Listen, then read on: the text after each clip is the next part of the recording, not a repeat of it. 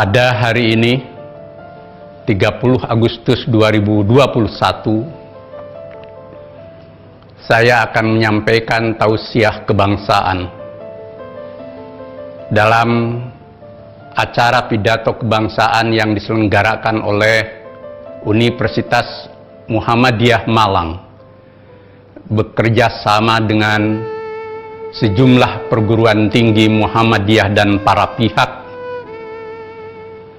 yang diselenggarakan untuk memperingati dan merayakan 76 tahun Indonesia merdeka. Judul tausiah kebangsaan ini saya beri diksi tagar Indonesia Jalan Tengah, Indonesia milik bersama. Diksi yang dipakai menggunakan narasi hashtag atau tagar dalam literasi media sosial.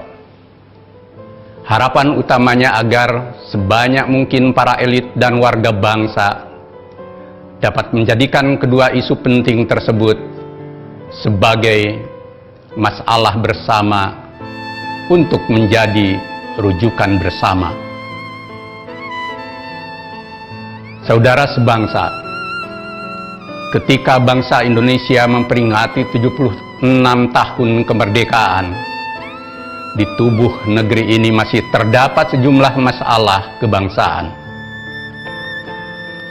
Antara lain, suasana keterbelahan sesama anak bangsa, masalah radikalisme, ekstremisme yang pro kontra dalam ragam pandangan dan penyikapan, masalah korupsi dan penanganan terhadap koruptor yang dianggap memanjakan, politik demokrasi transaksional, kesenjangan sosial, menguatnya oligarki politik dan ekonomi, kehadiran media sosial yang memproduksi persoalan-persoalan baru, masalah utang luar negeri dan investasi asing, serta kehidupan kebangsaan yang cenderung makin bebas dan liberal setelah dua dasawarsa reformasi.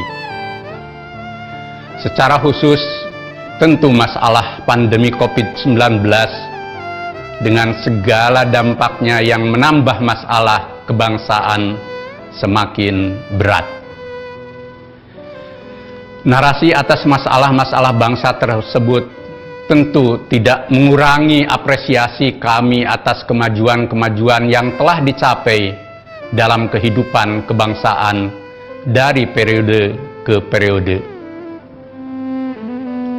Ketika menghadapi masalah-masalah besar tersebut, maupun dalam menilai capaian kemajuan, berkembang keragaman pandangan dan orientasi sikap sesuai dengan sudut pandang dan posisi setiap pihak di negeri ini. Pada situasi yang krusial inilah, maka diperlukan refleksi semua pihak bagaimana mengelola perbedaan-perbedaan itu untuk ditemukan titik temu dalam spirit persatuan Indonesia demi keutuhan dan kelangsungan hidup Indonesia. Saudara sebangsa dan setanah air, kemerdekaan yang melahirkan negara Republik Indonesia saat ini berdiri tegak di atas fondasi kokoh Pancasila. Soekarno memposisikan Pancasila sebagai filosofis Grundslag atau Weltanschauung, yakni sebagai fundamen, filsafat, pikiran yang sedalam-dalamnya, jiwa, hasrat yang sedalam-dalamnya untuk di atasnya didirikan gedung Indonesia Merdeka yang kekal dan abadi. Pancasila yang perumusannya mengalami proses dinamis sejak pidato 1 Juni 45, Piagam Jakarta 22 Juni 45, dan rumusan final 18 Agustus 1945 merupakan konsensus nasional dari seluruh golongan kebangsaan Indonesia yang berlatar belakang majemuk menjadi Bhinneka Tunggal Ika. Menurut sejarawan Purneival, bangsa majemuk pada dasarnya non-komplementer, laksana air dan minyak. Tetapi alhamdulillah, bangsa Indonesia yang majemuk itu dapat bersatu karena ada nilai yang disepakati bersama dan mempersatukan, yaitu Pancasila. Konsensus seluruh komponen bangsa untuk menerima Pancasila sebagai dasar negara dihasilkan dari jiwa kenegarawanan para pendiri negara. Peran krusial Ki Bagus Hadikusumo selaku Ketua PP Muhammadiyah saat itu bersama tokoh Islam dan tokoh nasional lainnya dalam konsensus yang bersejarah sangatlah besar. Dengan kesediaan melepas 7 kata pada Piagam Jakarta yang dikonversi menjadi sila pertama, ketuhanan yang Maha Esa. Menurut Menteri Agama Alamsyah Ratu Perwira Negara, itulah hadiah terbesar dari umat Islam untuk Indonesia. Muhammadiyah memandang konsensus Pancasila dan berdirinya negara Indonesia yang bersejarah itu sebagai negara Pancasila, Darul Ahdi Wasyahadah. Pancasila sebagai titik temu dari kemajuan dan kemajemukan terjadi selain atas jiwa kenegarawanan para tokoh bangsa melalui proses musyawarah mufakat secara substansial. Di dalamnya terkandung ideologi tengahan atau moderat. Ketika Soekarno menawarkan 5 sila dari Pancasila dalam sidang BPUPKI, tergambar kuat pemikiran moderat atau jalan tengah dari dasar negara tersebut.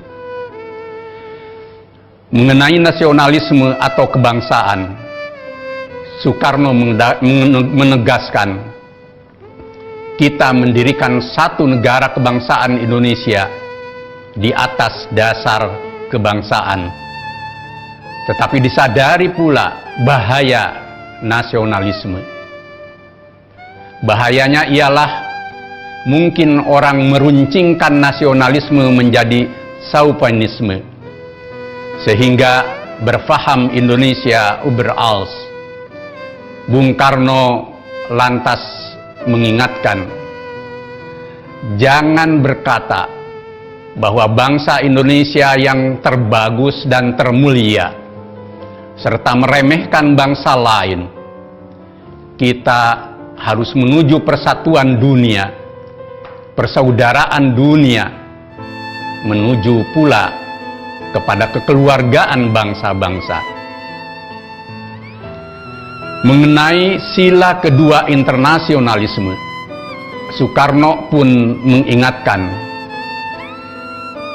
tetapi jikalau saya katakan internasionalisme, kata Bung Karno, bukanlah saya bermaksud kosmopolitanisme yang tidak mau adanya kebangsaan, yang mengatakan tidak ada Indonesia, tidak ada Nihon, tidak ada Birma, tidak ada Inggris, tidak ada Amerika dan lain-lainnya.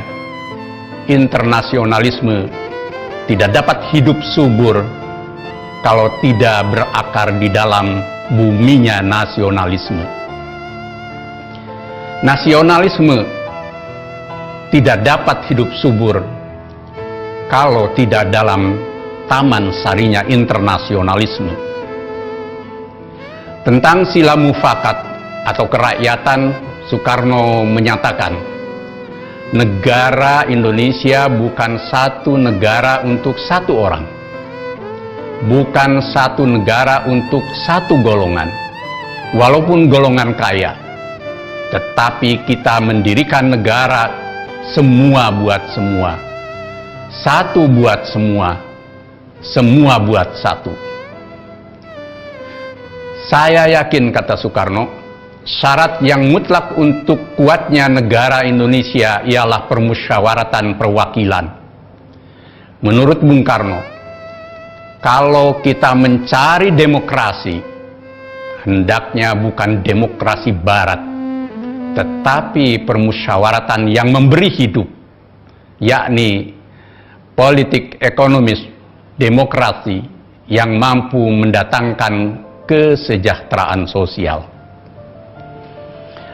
Demikian halnya tentang sila kesejahteraan atau kesejahteraan sosial.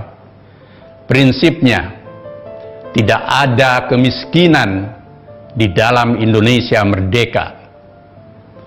Soekarno bertanya secara retorik, apakah kita mau Indonesia merdeka yang kaum kapitalnya merajalela, ataukah yang semua rakyatnya sejahtera, yang semua orang cukup makan, cukup pakaian, hidup dalam kesejahteraan, merasa dipangku oleh Ibu Pertiwi yang cukup memberi sandang pangan kepadanya?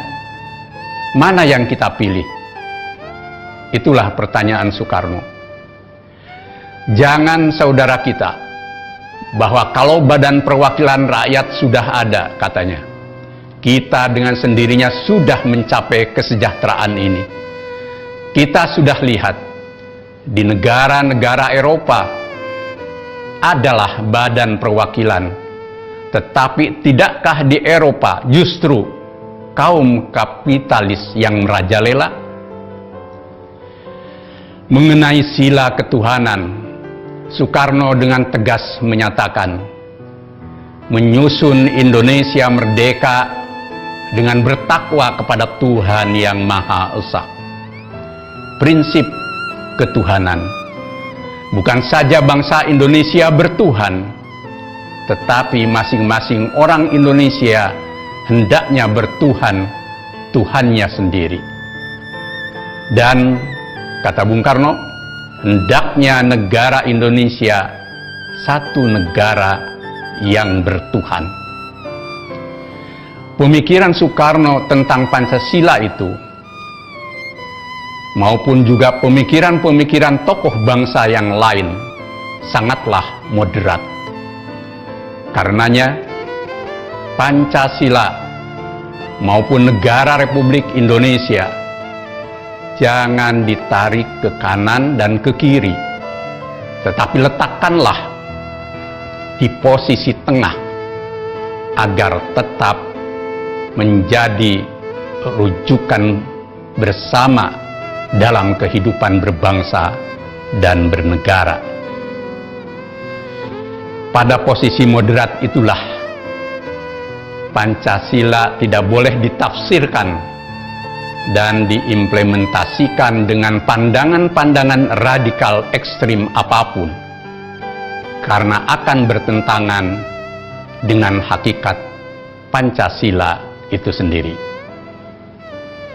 Pikiran-pikiran nasionalisme yang radikal ekstrim, ultranasionalisme, chauvinisme, keagamaan yang radikal ekstrim, seperti cita-cita negara agama atau teokrasi, fundamentalisme agama, multikulturalisme radikal ekstrim, seperti paham demokrasi, hak asasi manusia, pluralisme, dan toleransi yang ekstrim, yang berbau liberal sekular, maupun sosial demokrasi, dan segala ideologi radikal ekstrim lainnya, seperti komunisme dan liberalisme sekularisme, tidaklah sejalan dengan Pancasila yang berwatak dasar moderat. Jika ingin menjalankan Pancasila yang moderat, maka strategi membangun dan mengembangkan pemikiran keindonesiaan pun semestinya menempuh jalan moderat atau moderasi, bukan melalui pendekatan kontraradikal atau deradikalisme yang ekstrim. Isu kontroversial seputar tes wawasan kebangsaan, survei lingkungan belajar, lomba pidato tentang hukum menghormati bendera, dan pemikiran-pemikiran pro kontra lainnya yang berkembang terakhir ini mesti dihindari jika ingin meletakkan Pancasila bersama 3 pilar lainnya, yaitu NKRI, Undang-Undang Dasar 1945, dan kebinekaan sebagai ideologi jalan tengah yang moderat. Segala paham radikal ekstrim tidaklah sejalan dengan Pancasila. Menghadapi paham radikal ekstrim tidak semestinya pula dengan cara yang radikal ekstrim yang sama. Karena selain akan melahirkan radikal ekstrim yang baru, pada saat yang sama bertentangan dengan jiwa Pancasila yang moderat. Pikiran-pikiran loyalis maupun kritis yang hidup di tubuh bangsa Indonesia seyogianya mengandung pikiran dan cara-cara yang moderat atau jalan tengah dan tidak berparadigma radikal ekstrim. Inilah jiwa dan karakter Indonesia berdasarkan Pancasila yang moderat, Indonesia jalan tengah. Hadirin saudara sebangsa dan setanah air,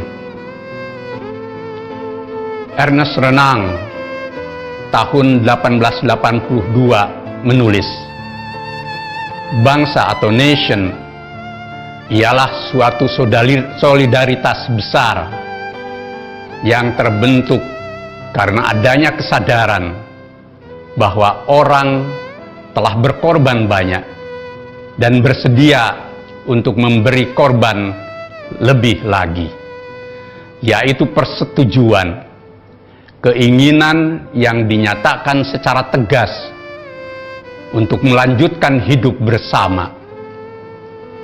Menurut filsuf Prancis yang menjadi rujukan para pendiri bangsa Indonesia seperti Soekarno, Sunaryo, Muhammad Yamin, bahwa asas kebangsaan atau nasionalitas itu berbeda dengan asas ras. Indonesia sebagai negara bangsa atau nation state merupakan titik temu atau moderasi dari segala proses dan keragaman.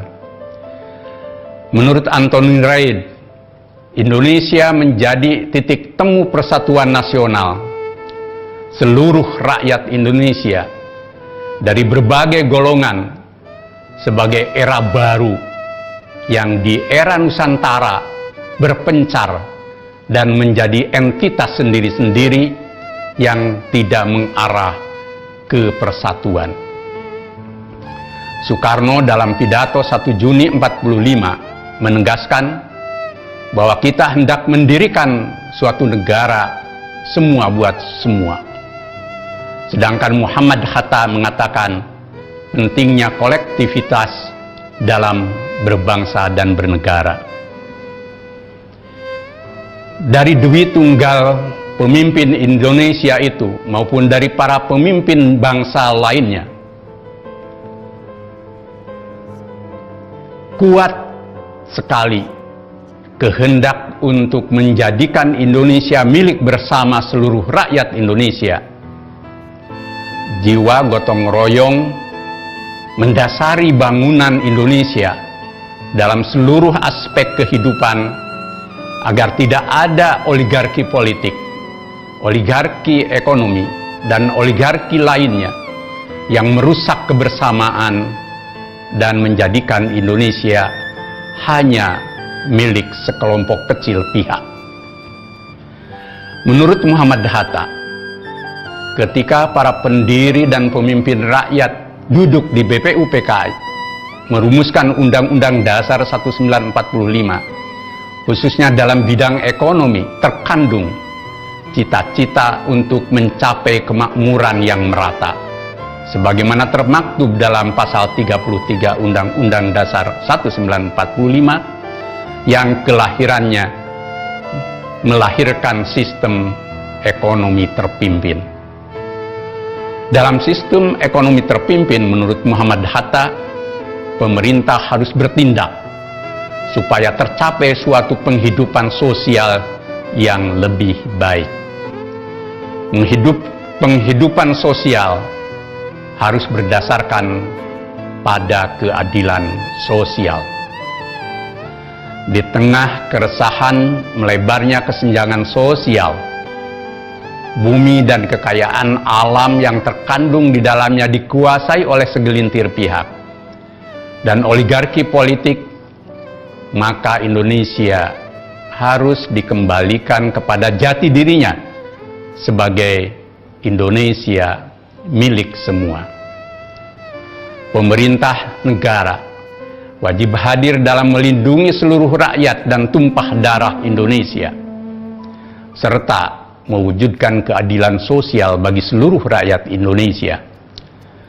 Di negeri ini tidak semestinya berkembang siapa yang kuat, dia yang menang dan menguasai Indonesia.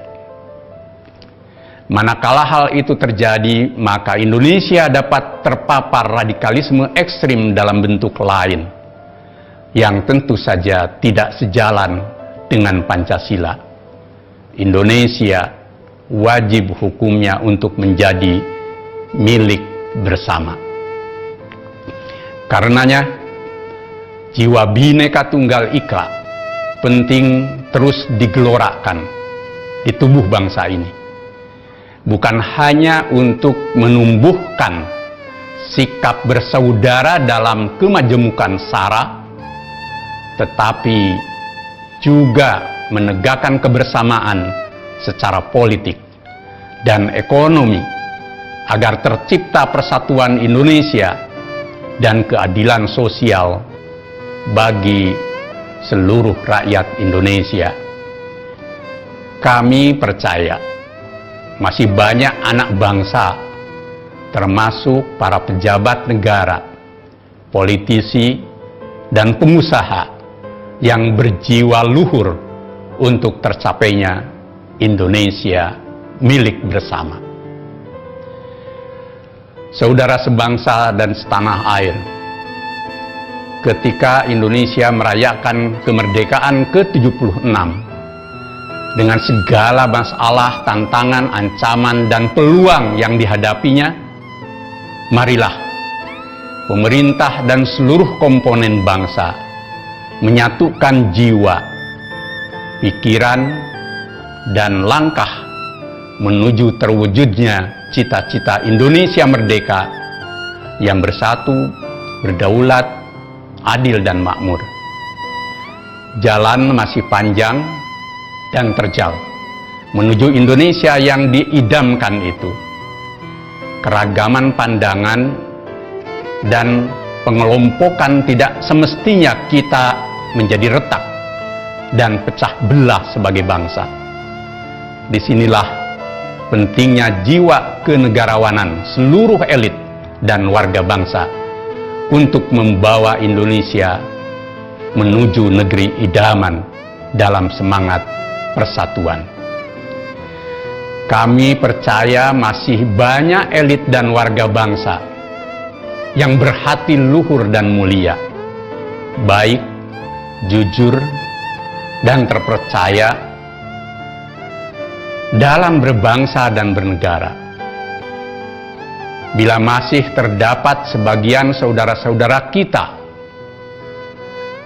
yang salah dan hilaf, serta memiliki kehendak yang berlebihan dan bersifat egoisme dalam kehidupan berbangsa dan bernegara, masih terbuka jalan Tuhan untuk kembali ke jalan yang terang dan tercerahkan. Kuncinya ialah ketulusan, kejujuran, dan kebersamaan dalam berbangsa dan bernegara milik semua. Luruhkan ego diri, kroni, institusi, dan golongan dengan mengedepankan kepentingan bangsa dan negara demi masa depan Indonesia yang dicita-citakan para pendiri negara. Ketika bertumbuh gagasan dan kehendak yang berkaitan dengan hajat hidup bangsa dan negara, maka berdirilah dalam posisi tengahan dan jauhi jalan ekstrim. Tempuhlah musyawarah mufakat, serta hindari sifat mau menang sendiri. Tumbuhkan jiwa dan alam pikiran ketuhanan, kemanusiaan, persatuan, kerakyatan, dan keadilan sosial sebagaimana terkandung dalam falsafah Pancasila yang harus diwujudkan di bumi nyata dengan keteladanan. Ketika kini tumbuh kembali gagasan amandemen Undang-Undang Dasar 1945, dengan kerendahan hati saya mengajak seyogianya dipikirkan dengan hikmah kebijaksanaan yang berjiwa kenegarawanan yang autentik. Belajarlah dari 4 kali amandemen di awal reformasi yang mengandung sejumlah kebaikan dan kemajuan, tetapi menyisakan masalah lain yang membuat Indonesia kehilangan sebagian jati dirinya yang asli. Jangan sampai di balik gagasan amandemen ini menguat kepentingan-kepentingan pragmatis jangka pendek yang dapat menambah berat kehidupan bangsa, menyalahi spirit reformasi 1998, serta lebih krusial lagi bertentangan dengan jiwa Pancasila dan Undang-Undang Dasar 45 yang dirancang bangun oleh para pendiri bangsa 76 tahun yang lalu.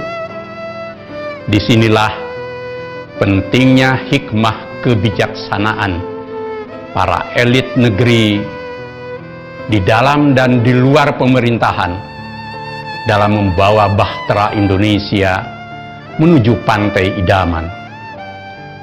Indonesia yang bukan sekadar ragad fisik, tetapi menurut Mr. Supomo, Indonesia yang bernyawa. Itulah Indonesia jalan tengah dan Indonesia milik bersama. Terima kasih. Nasrun minallah wa fathun qarib. Wassalamualaikum warahmatullahi wabarakatuh.